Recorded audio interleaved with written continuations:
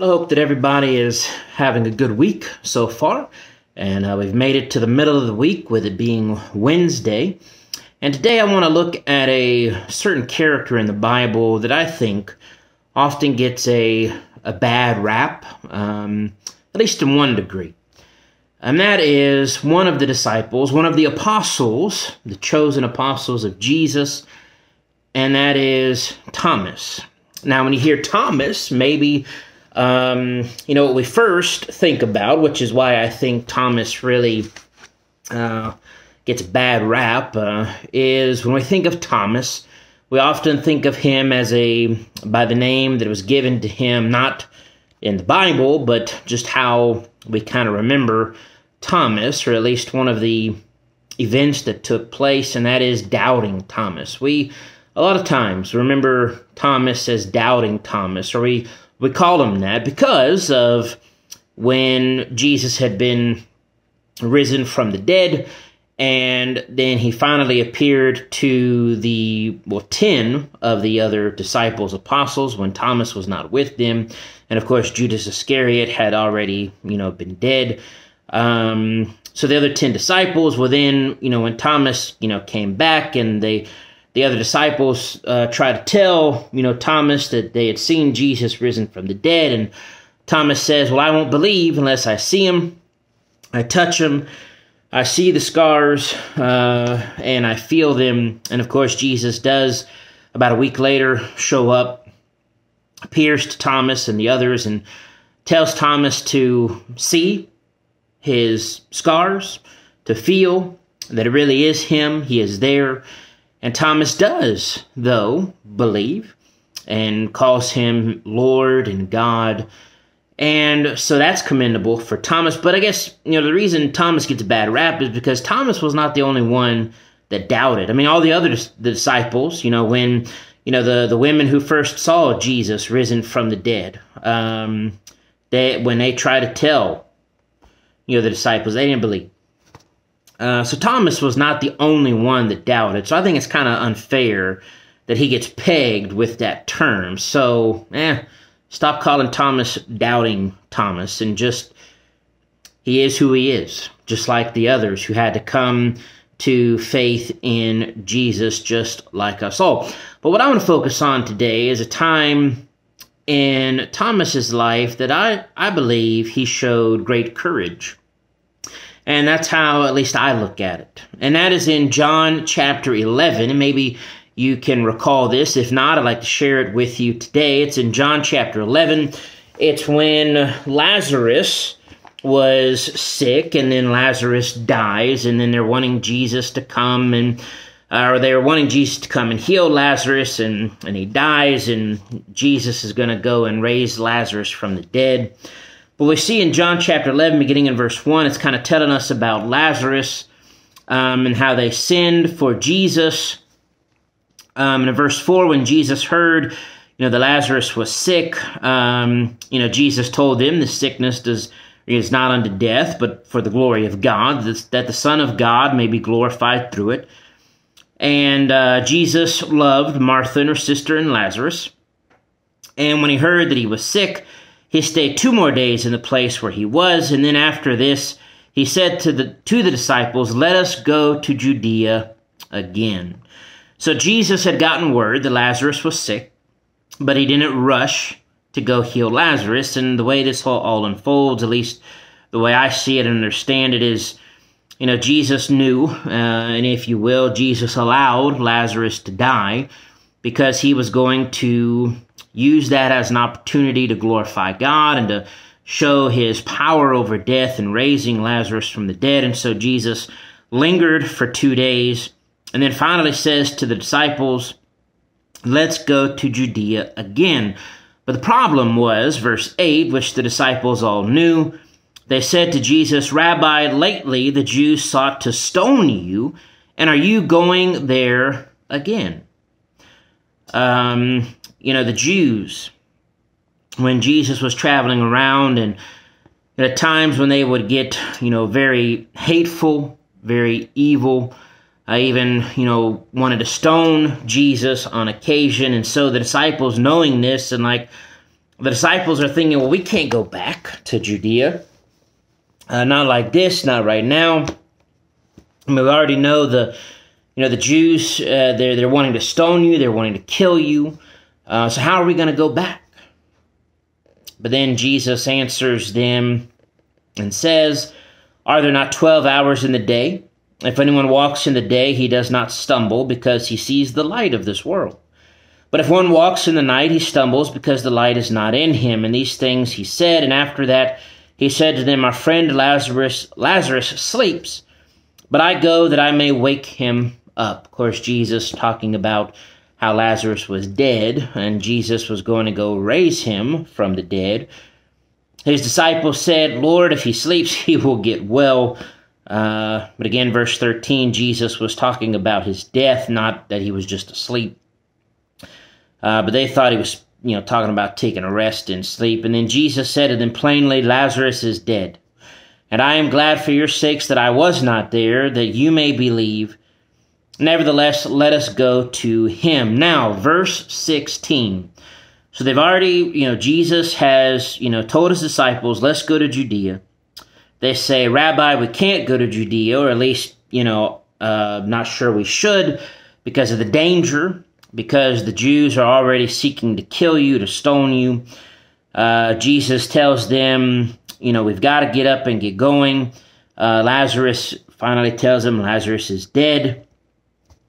And we need to go to him. Well, verse 16.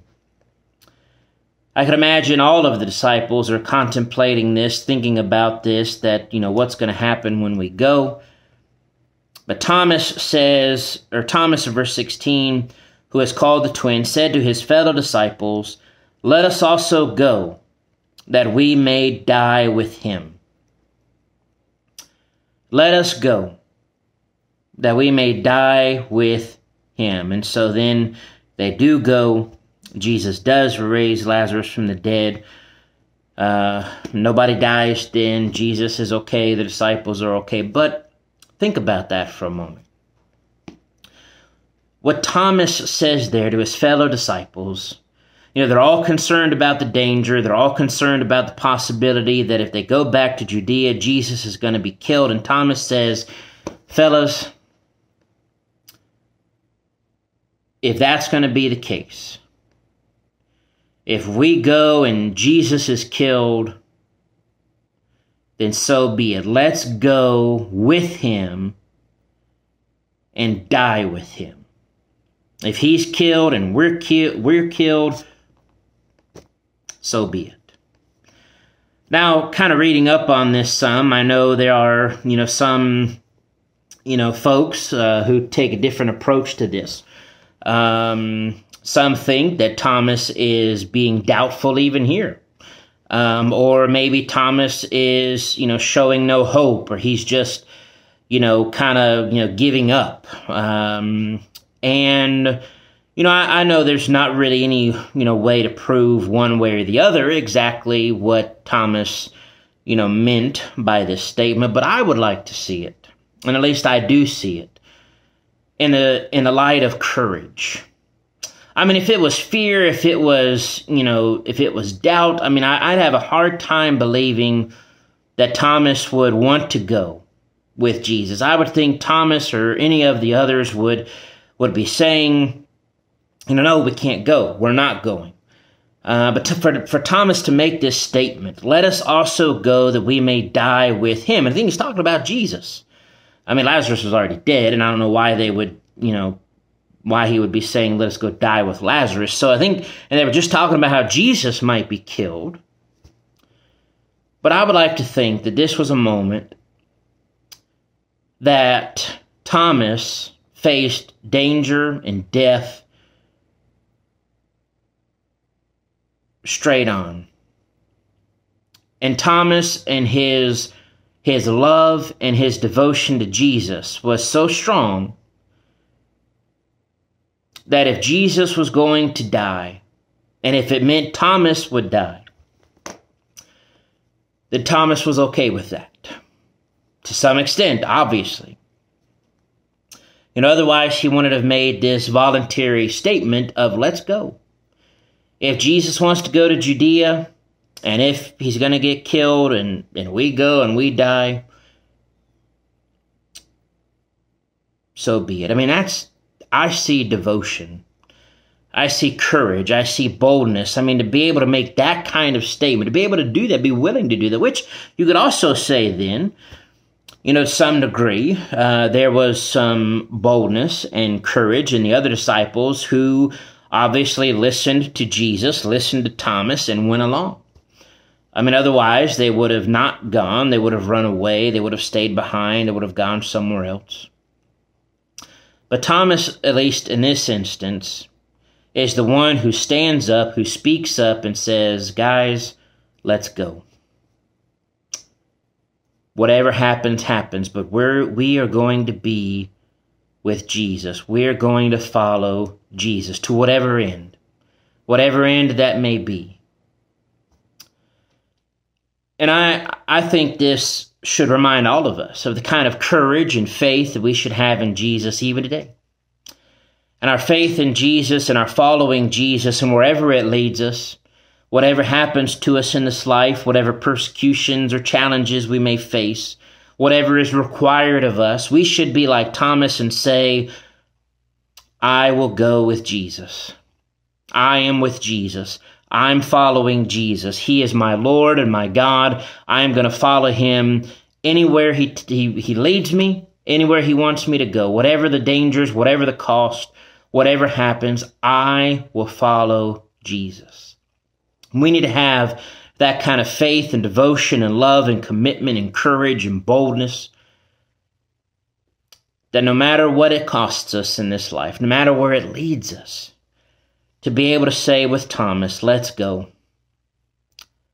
Let's be with Jesus, whether in this life or in the next. Because that's all that matters, is being with Jesus, being with God. And of course, we can learn from Thomas's other, examples. And he asked questions in John 14 when Jesus was talking about going and preparing a place. And Thomas wanted to know, well, where are you going and how can we know the way? He was wanting to know, and that's good. And yes, we know in John 20 when he, doubted, he didn't listen to the disciples. But again, they all had trouble believing that Jesus was risen from the dead. And if we were back then in their shoes, we probably would have too. But when Thomas did see Jesus, in John 20, he cried out, my Lord and my God. And Jesus said, Thomas, because you have seen me, you have believed. Blessed are those who have not seen and yet have believed. And blessed, I will say, with that, what we've talked about today, that if we believe in Jesus, then we've got to be willing to carry our cross with Jesus, to die with Jesus, to go wherever Jesus wants us to live for Jesus, follow Jesus, be faithful to Jesus. And so let's learn from the courage of Thomas. Let's go with Jesus. God bless.